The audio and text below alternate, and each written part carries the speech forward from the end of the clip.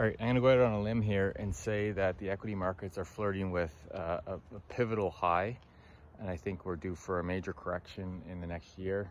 I think the S&P 500 is probably flirting with around 5% of the high, so we may go 5% higher from here, which would, roughly 300 points, maybe 6,300 at most, and then we are likely to see a major correction lower sometime in 2025. Why do I believe that? Just because I think there's a lot of optimism priced into the market, and the market is already rich to begin with. All you need to do is look at Warren Buffett. He's hoarding cash right now. One of the greatest investors of all time is hoarding cash. I think his cash levels is now around 30%, which is near all-time highs for him. So you have to ask yourself, what is he seeing that the masses aren't seeing?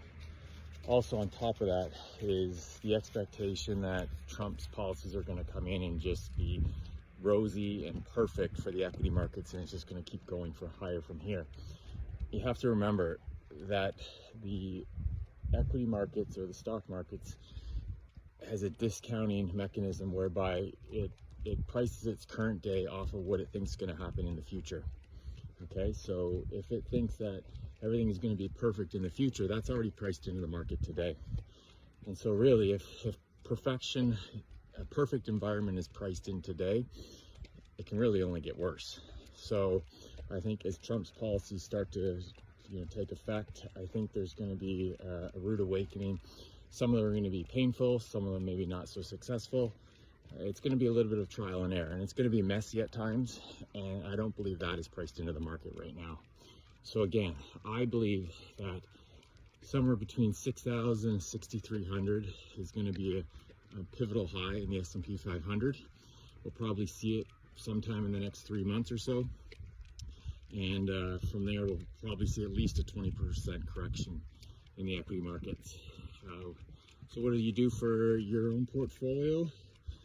Well, if you're heavily exposed to equities, especially the Magnificent Seven, I would probably move to a more balanced portfolio, or even better, is just move to cash, get yourself earning 4% yield on that money, and wait it out.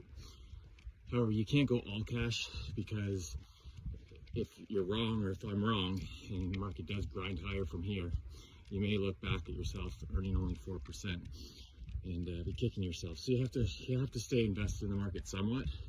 I just think you want to take some chips off the table right now. Take care.